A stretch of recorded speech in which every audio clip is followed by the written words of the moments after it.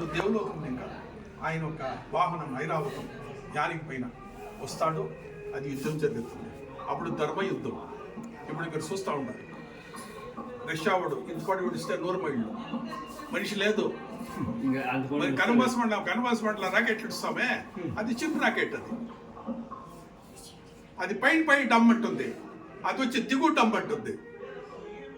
ఇంతపాటు విడిస్తే 100 మైళ్ళు, ఇంతపాటు వస్తే 200 మైళ్ళు. టార్గెట్ మ్యాప్ పెట్టుకుంటారు, స్విచ్ చేస్తారు.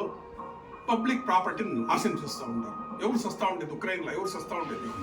Military soil. మిలిటరీ ఆడే ఉంది, మిలిటరీ ఈడే ఉంది. పబ్లిక్ బాడీ అన్ని కష్టపడి 4 అంతస్తులు 5 అంతస్తులు బిల్డింగ్ కట్టుకుని న్యూస్లో చూస్తూ ఉంటారు కదా.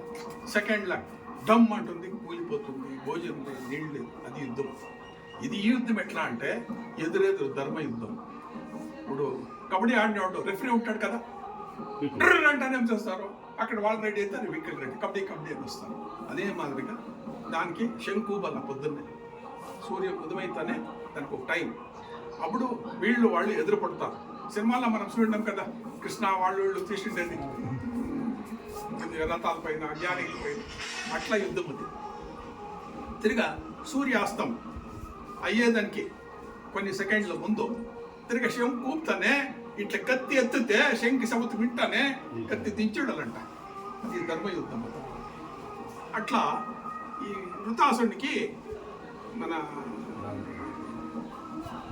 ఇంద్రునికి యుద్ధం జరిగే తోటి వీడి యానికి పైన వాడు ఏమిటి పైన ఉన్నాం మనకు తెలియదు. యుద్ధాలు జరుగుతూ ఉంది. అప్పుడంతా ఏమి కత్తి బిల్లు బాణం విడిచినవాడు ఈ యానికి వచ్చి తగిలింది, గాయాలైంది. ఆవిడ అని సంహరిస్తాడు. సంహరించిన బిడ్డకి మన ఊళ్ళో ఒక రౌడీ ఉంటాడు, భలే పనిస్తాడు.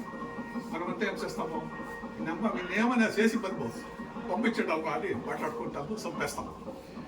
ఎవడో వాడి శిష్యుడు ఉంటాడు, బైక్ స్టేషన్కి పోతాడు. స్వామి మా గురువు చంపేసి ఊర్లో ఉండేవాళ్ళు వస్తాడు.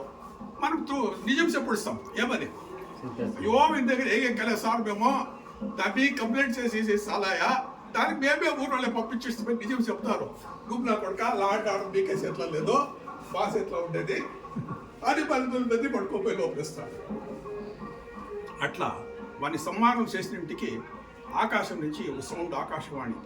వాడు దుష్టుడే, వాడిని సంహారం చేసింది మంచిదే, కానీ బ్రహ్మ హత్య దోషం నీకు కలిగింది. ఇప్పుడు కోడి తినేవాడు చూడండి, కోడి తింటారు అందరూ. మనం ఎత్తుకోపోయి కోస్తాం రారా అంటే అవునప్ప నేను కోసి వెళ్తుంటారు. నిజంగానే అదే చేసి పెట్టు తింటాడు. ఇంక తిని పెట్టి నువ్వు కోస్తే ఏమైపోతుంది? అక్కడేదో ఉంది కదా. అట్లా వీడు చెడ్డోడే, నువ్వు చంపేస్తే దానికి బ్రహ్మహత్య దోషం ఉంది, ఇక్కడ పరిహారం చేయాలని చెప్పినవాడు ఆయన. ఇక్కడ శివలింగం ఉంది, స్వయంభూశీల, అది చేతుల సైడ్ కాదు. ఇక్కడ పెద్ద దేవస్థానంలో చేతుల సైడ్ ఉంది. దాన్ని ప్రతిష్టాపన చేసి ఎనికి అగస్త్య నది అని పేరు. మాకు దళవాయిసేరు ఇక్కడ వానలు లేదు, ఏట్లా నీళ్ళు లేదు, అంతా జమ్ము పరుచుకొని పోయింది. దీనికి అగస్త్య నది అని పేరు. 41 దినము ఆయన స్నానం చేసి ఇక్కడ అర్చన చేసి పూజ చేసి ఆమెడికి ఏం చేస్తాడంటే, మనకి ఎవరిన సాయం చేసి ఉంటారు, మన బిడ్డకి ఏం చెప్తాము, ఇట్లా వాళ్ళు చేయంగా అయిపోతుంది, మాకు ఈ టైంలో ఉంటామో, ఎవరు నమ్మలేదో ఆయన నమ్మే అపద్ర ఈ సేన్ తీసింది అని మన బిడ్డకి చెప్తాం కదా. అట్లా కృతజ్ఞత. ఆ పాపి నా కొడుకు చంపేదానికి ఎవరిని, వృతాసుడి రాక్షసుడి నిన్ను పిలుచుకొస్తే ఆ ఆయుధాలు నీకు తగిలింది. దానికోసం నీ పేరిట్లనే ఇక్కడ దేవుణ్ణి ప్రతిష్టాపన చేస్తాను అనిందే ఐరావతేశ్వర. ఐరావతం అంటే జ్ఞానికి, ఈశ్వర అంటే దేవుడు. దానికోసం స్కూల్లో చెప్పిస్తుంది కదా, రామ ఈక్వల్ టు ఏమో ప్లస్ చెప్తారు కదా. అట్లా 2 పేర్లు దానికి. యానికి పేరు మా ఊరికి, ఈ దేవస్థానానికి యానికి పేరు, దేవుడి పేరు ఐరావతేశ్వర అని చెప్పేసి వాడికి పేరు పెట్టిపోయింది. ఇంకోటి ఏమన్నా అంటే ఆ యానికి పేరే మా ఊరికి అస్థి అంటే ఏనుగు, ముఖం అంటే మన ఫేస్ పర్సనాలిటీ. దానికోసం ఈ ఊరికి కూడా నీ పేరే పెడతాను అని చెప్పి అస్థి ముఖం పెట్టిపోయింది. రాను అర్థముఖం అయిపోయింది. ఇది మా దేవస్థానం చరిత్ర. అగస్త్య నది భూమిలో అంతర్వాహిని అంటారు, నిజమైన సమయం లేదు, అంత తప్పదు. అదేం లేదు. ఎట్లో మొన్ను పోసేసిండ్రి, మొన్ను పోసిండ్రి. ఇప్పుడు ఐరావతేశ్వర స్వామి అని చెప్తారు కదా, అది ఓకే. ఇప్పుడు అలగేశ్వర స్వామి